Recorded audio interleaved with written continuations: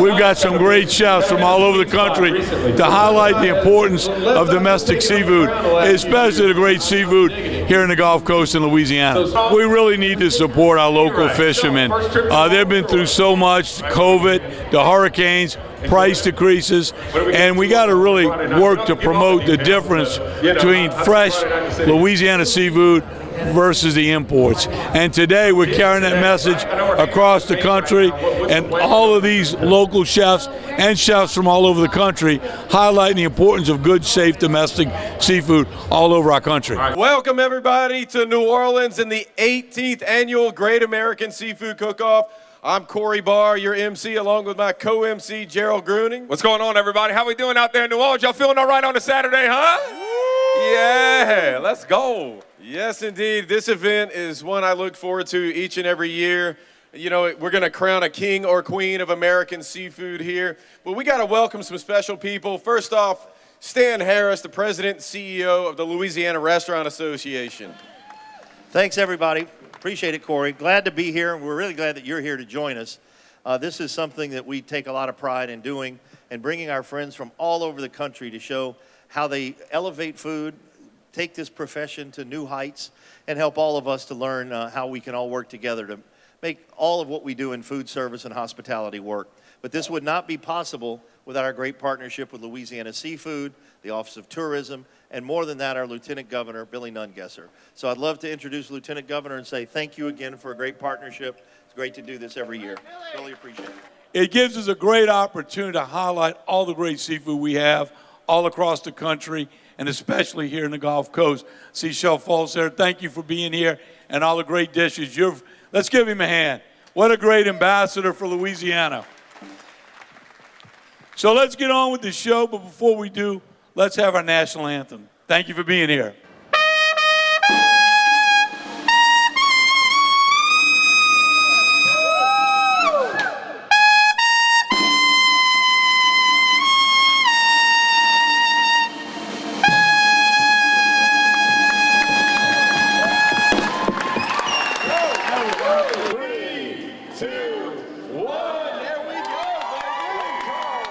We're going to be doing a pan-seared black drum. We're serving it over tomato polenta with some charred green beans, shallots, and then we're going to top that with some jumbo lump crab and our beer mustard cream sauce. I just really wanted to really represent Louisiana, and when you really kind of look at that dish, it's a very classical southern dish. It's basically my play on fish and grits. How did you get interested in becoming a chef? Oh, you know, just working in the restaurant industry, like from when I was just a little kid, you know, started in front of house and then just kind of got curious. You know, the guys in the back looked like they were having fun, so I wanted to go have some fun, so I hopped in the back. What advice do you have for the chef at home? Just be patient, use quality ingredients, and be patient with them, be respectful to them, and just have fun. You're the hometown favorite here at the competition. What does it take to win a competition like this? I mean, like I said, it takes respect, like in your ingredients. You just got to stay focused, and like I said, just have fun with it. You know, don't stress yourself out too much, and just have a good time.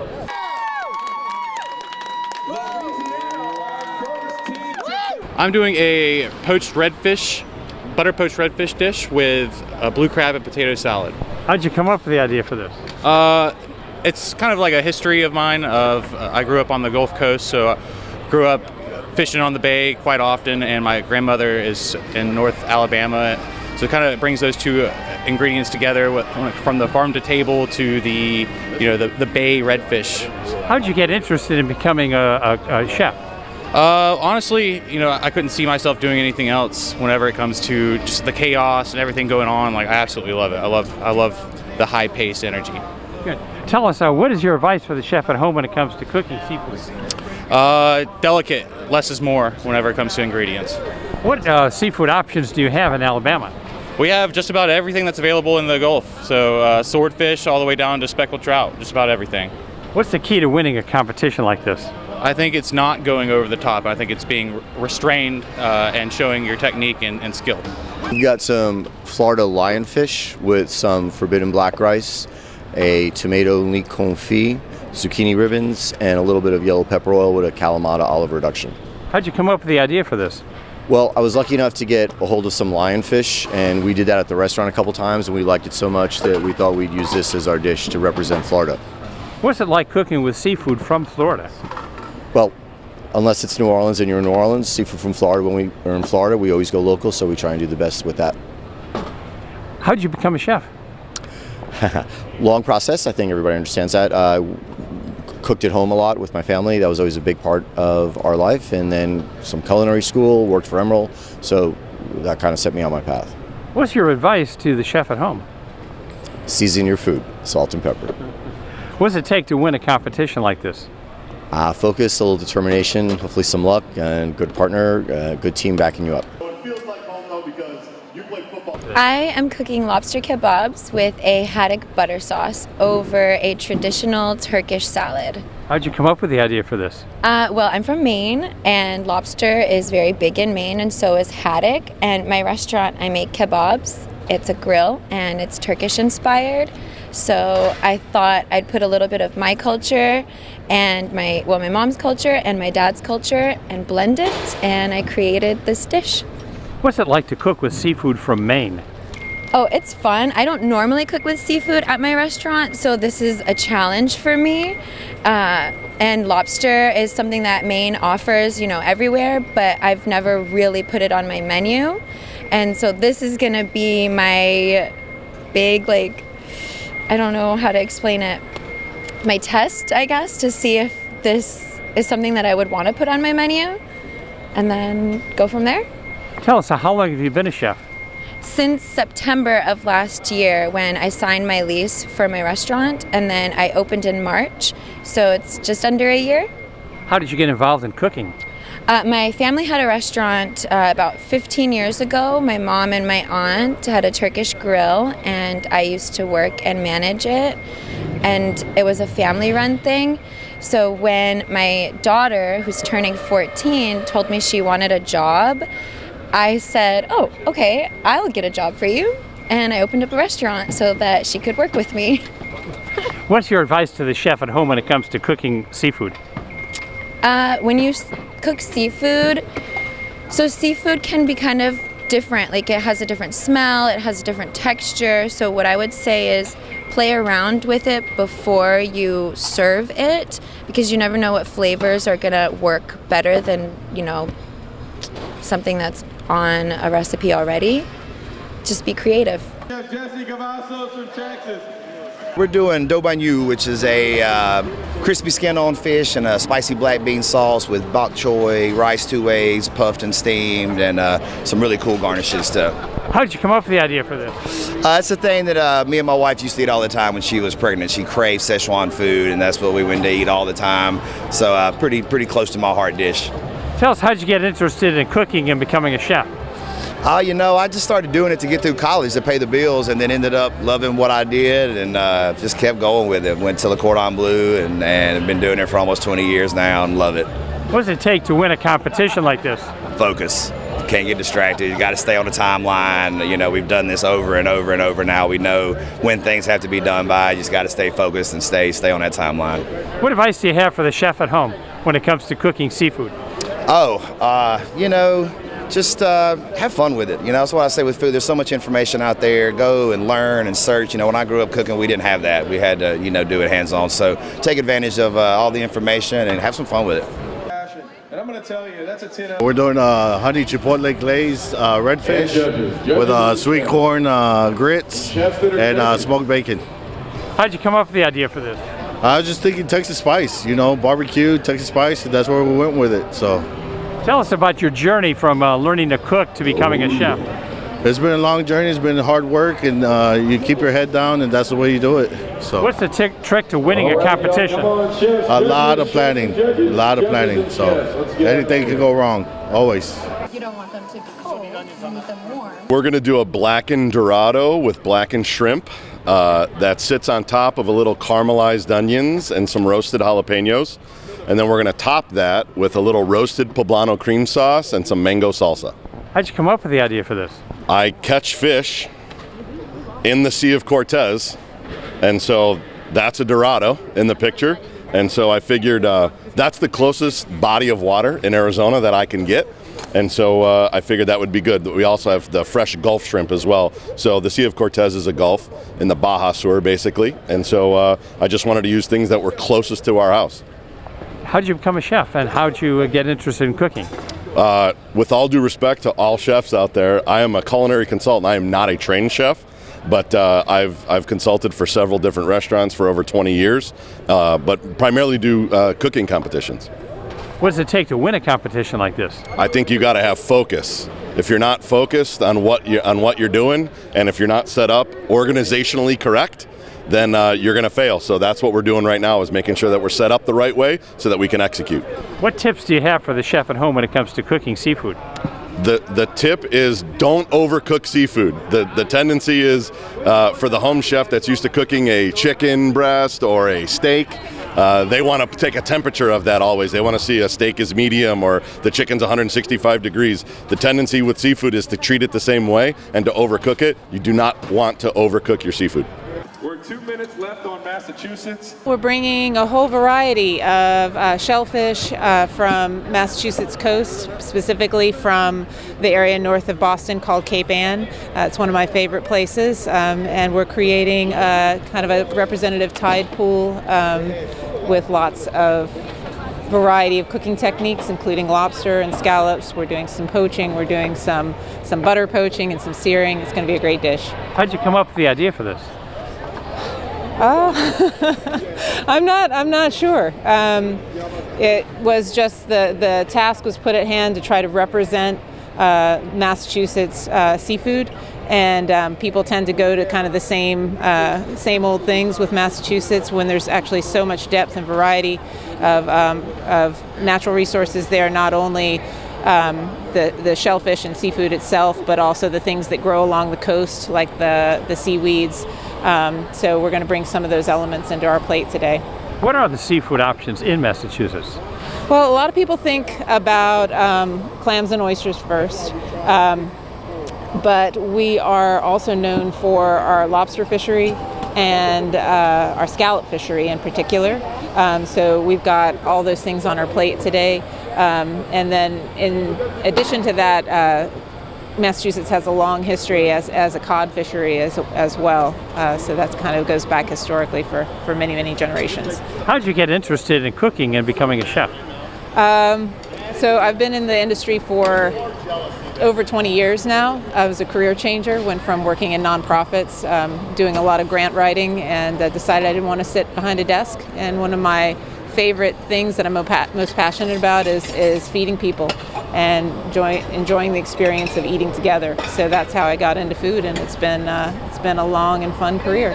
What does it take to win a competition like this? Oh, I don't know. I think just doing your best, zeroing in on being, putting a lot of finesse on the plate. I think putting something together that people eat with their eyes first, but then putting together a dish that's well executed and tells a good story. What's your advice to the chef at home when it comes to cooking seafood? Oh, cooking seafood? Don't overcook seafood. That's the tendency, I think, because people are often a little scared about undercooking it. But the finished temperature for seafood is a lot lower than people expect. It's the same as medium pork or medium beef. So not to overcook. Be gentle.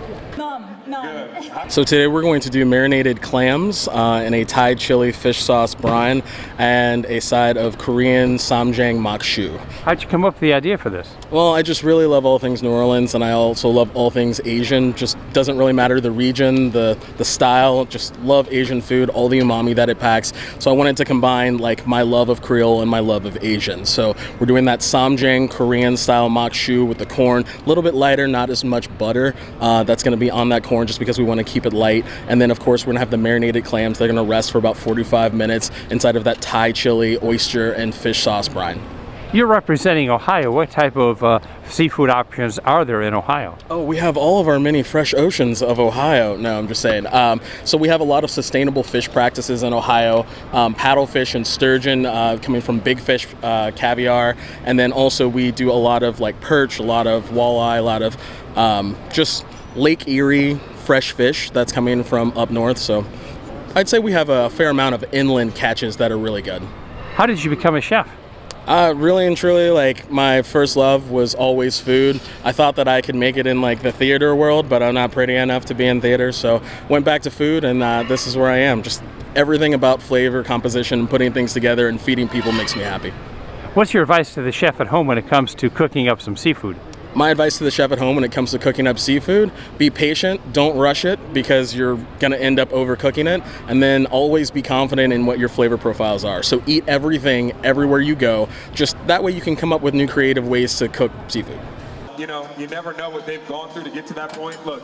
Oh, we're cooking up ramp pasta with clam sauce and a crab and mushroom chowder, seafood chowder, and also a seaweed salad with black garlic and mustard shrimp. How'd you come up with the idea for this? Well, we're using a bottom feeders theme because we're in Pennsylvania where there really isn't a sea. We're slightly landlocked.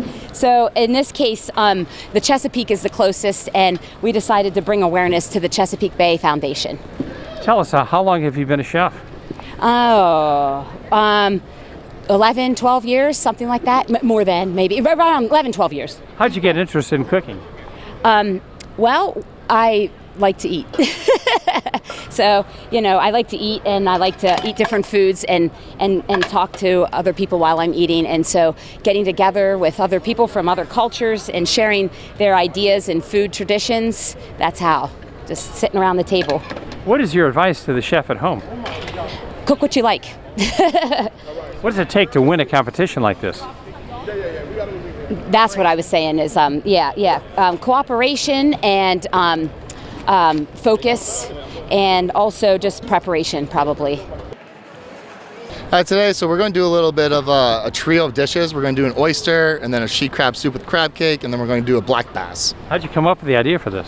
You know, I kind of wanted to create a story behind the food to tell, you know, more about Maryland seafood and try to take you to a different place with it. So we're going to take you back to 1800s with this kind of plating and technique. How'd you come up with that idea? You know, I just thought about the rich history, Southern history, all the political figures I've gone through, and I kind of wanted to do like a story between going up the Chesapeake Bay and, you know, kind of seeing the seafood that you're about to eat when you come to this formal dinner. Tell us, how'd you get interested in cooking and become a chef? You know, I fell into this field really young, and you know, I've just been fortunate enough to get to do a lot of cool stuff, all from cooking. So I just constantly challenge myself and just want to always do something different. What's your advice to the chef at home when it comes to cooking seafood? My advice is just keep it simple. You know, a lot of times it's good seafood, simple salt, lemon, butter, garlic, just the simple stuff, you know, can really bring it out. But it's all about the ingredients and fresh seafood. What does it take to win a competition like this? You know, I think a lot of this is preparation, is you know, the thought process, and you know, actually putting into effect the practice. So really thinking out all the steps, because we only have 1 hour, so I have to be on time and really nail every step away. 8, 7, 6, 5. We're featuring our domestic seafood from the state of Alaska. We're doing a trio. We're featuring a scallop, a tanner crab, a halibut cheek, and a white ivory king. How'd you come up with the idea for this? Well, we just took a little bit of what we do every day and we're cooking back home, and we incorporated a lot of our heritage, a lot of flavors from home, and we came up with the dish. So, what are the seafood options in a state like Alaska? Oh, hundreds. We have so much fresh, sustainable seafood in our state. Shellfish, fresh fish, and it's all over. So we're from southeast, from Juneau, so we get, you know, we have the spot prawns, we got Dungeness crab, all the salmon. We have it all. So, how'd you get interested in cooking and become a chef? Well, stemmed from childhood. I love to eat, love to cook. My mom's a really great cook. Dad's a really great cook. Grew up in a household with, you know, a big appreciation for food. And as I got older, I said, you know, this is what I want to do for the rest of my life. So that's what I'm doing. What's it take to win a competition like this? I think a lot of discipline and organization is the key. Also the technique, obviously. A lot of creativeness and a really good sous chef. So that's, yeah. What's your advice for the chef at home when it comes to cooking up seafood? Seafood, definitely always look for something fresh. Always smell your fish before you buy it, any type of seafood. But just go to a trusted fishmonger, go to your local store, look for something that's sustainable, local, ideally, but also support, Alaska has a great source of seafood, so, May the best chef win. I want to thank both you guys that keep the energy going all day, all our competitors. We pride ourselves on Louisiana seafood, but partner with all these great states to show America the importance of domestic seafood. What you bring from your state and to highlight how much better it is than the imported stuff. So thank you for doing that. Thank you for being here, and may the best chef win. Thank you, crowd, for being here. Third place, Ohio. There we go, Cincinnati, baby. Stand. Come out here. 6 Mile, Christian. There you go. All right, my man. Woo! Oh, wait. Raise it up. Give me another one of those. Raise it up. Second place. Attention attendees and exhibitors. A blue truck is parked in U.S. Foods back parking lot. Second place, Florida. Hey, all right, Al. Great job, beautiful dish. All right, put it right here. 1, 2, 3. Hey, gentlemen, yes. All right, Corey. Massachusetts, Chef ERIN Miller. Yeah, baby. All right, ERIN. Tom, get up here, man. You got to get in the photos too, man. You participated. Get in there, baby. Right here. 6 Mile, 6 Mile. Come of our lives. Come of our lives. Yes, yes.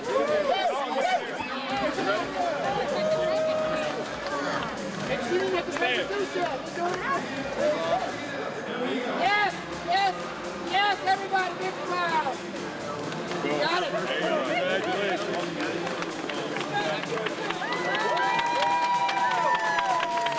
Absolute shock. Absolute shock. I thought maybe third place if I was lucky. So when that went by, I thought it was all done. We were really proud of our dish. We knew that the flavors were good. We knew that the execution was good, and we just ran out of time at the end to really kind of pull together the plating the way we wanted. But that's kind of my classic MO, is to be disappointed in myself first. So I'm really thrilled, super thrilled, and so super proud of my team at Urban Hearth that they gave us the opportunity to come represent the state here. Well, I was happy to place. Would have liked to have won, but maybe next year. Tell us, what did you cook here today? We had our lionfish with forbidden rice, zucchini ribbons, and a Kalamata olive tapenade. What was it like to compete in this competition? Well, we had some serious competition, so the standard was high. We just tried to do our best.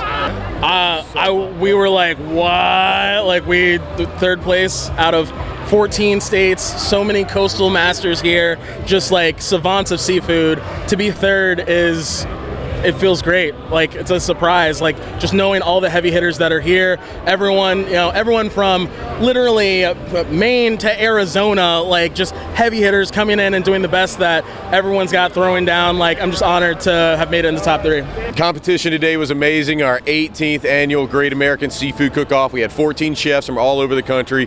Some of the best competition I've seen in the 10 years I've been emceeing this event. Well, I tell you, they're really full of love and passion for their dish, their state, and of course the hospitality industry. They will bring that message back home about how the Louisiana people are the friendliest in the world. I've heard that over and over again. We take them in like family and treat them like family.